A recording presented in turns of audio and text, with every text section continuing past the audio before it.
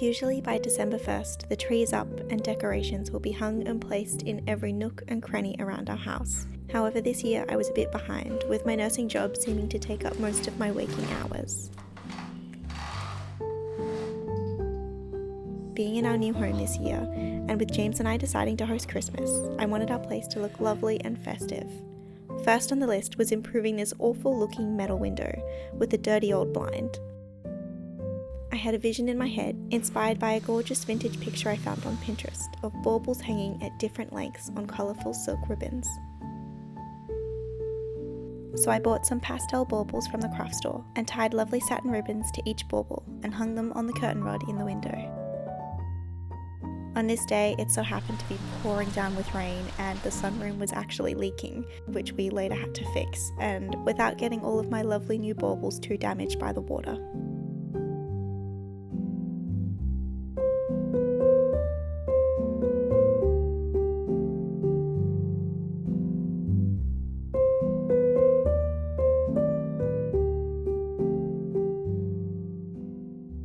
I also made some paper stars to add a little variety and timeless Christmas charm.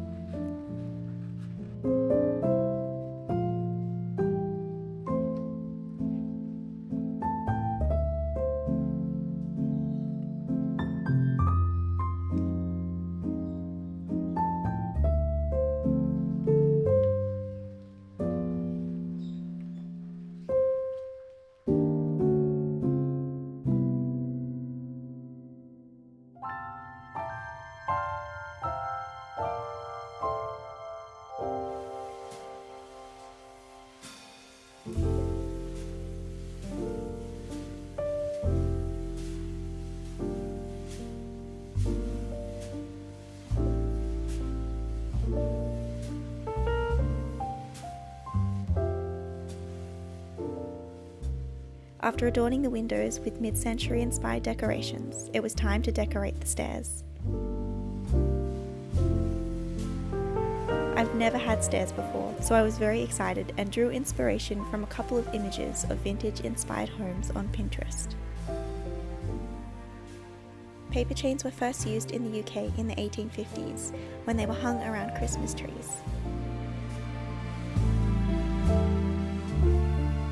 I bought a 30-metre length of beautiful vibrant red ribbon and tied and bowed it along the stairs.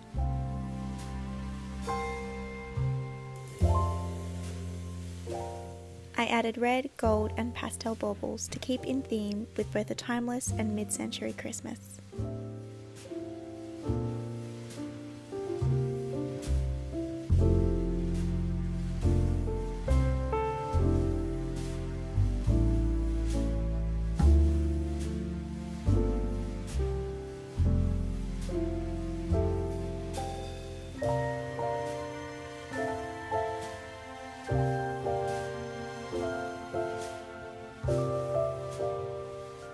The next day I got out our Fraser fir Christmas tree.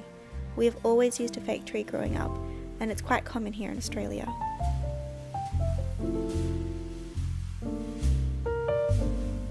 I think I'd like to have a real Christmas tree one year, but I think it would be even more special if we could grow it ourselves. In previous years, I have not done a very thorough job at fluffing the tree, so this year I probably spent a good hour fluffing the tree.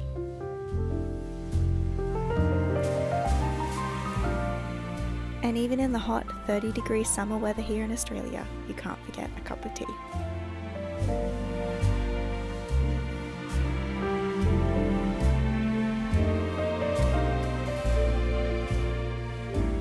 I've been very slowly collecting baubles from over the years, secondhand from thrift stores, online and new.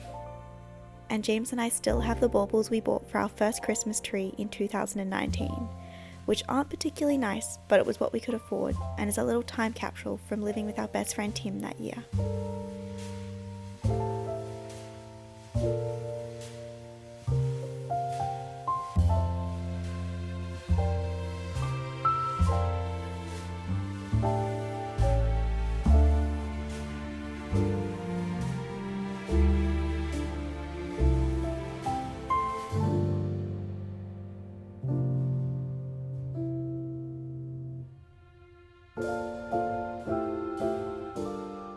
We had some leftover ribbon from our wedding in October, and I thought I would use it up by tying and hanging it on our tree. Another little sentimental touch.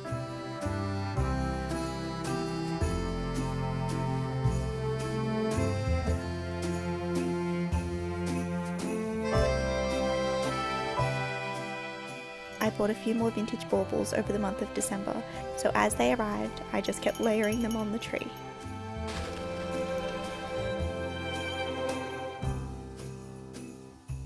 I tested out a new tablecloth and runner I bought, which needed a good iron. I wanted our little home to be cozy and inviting for us hosting. Another thing I was waiting for the tree was some vintage-inspired Christmas lights, which came all the way from England and literally arrived on the 23rd of December. Very, very last minute. And the final touch, silver tinsel, like all vintage Christmas trees would have.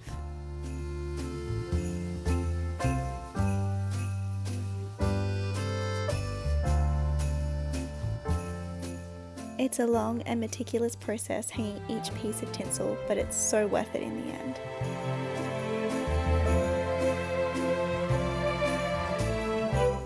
And before I knew it, it was Christmas Eve.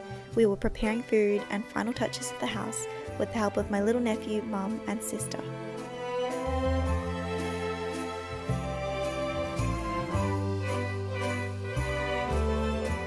The window was finally perfect with its sheer curtains and all the festive baubles.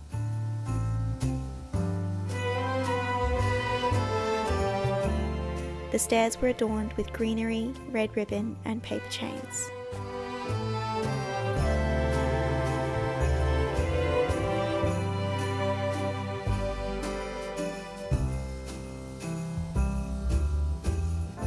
We went for a walk on the beach Christmas morning and then began the hustle and bustle of preparing Christmas lunch.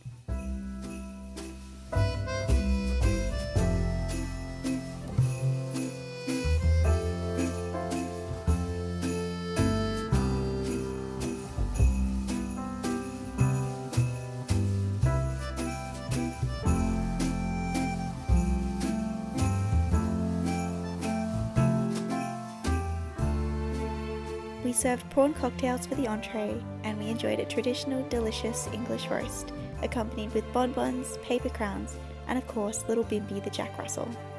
And to top it all off, my favourite old recipe, decadent Black Forest cake for dessert.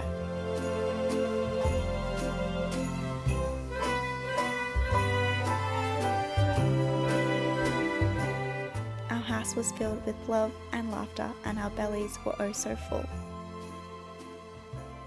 My lovely husband James put so much time and effort into gifting me the ultimate Christmas present, building me garden beds as I had been without a proper garden for one whole year, and I missed it so much. And to top the present off, he gifted me a gardening belt that I'd been admiring, with gorgeous gloves, twine, and soap on a rope.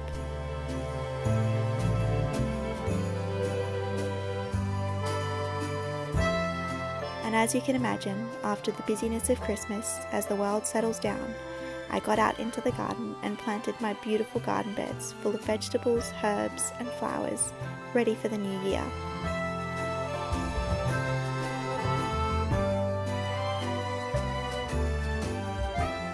"2024 has been such a big year, from moving interstate to be close to our families, moving onto the farm, and both settling into our new jobs, turning our house into our home, planning our wedding, and getting married.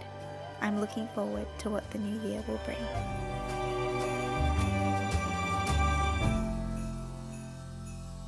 Happy New Year to everyone.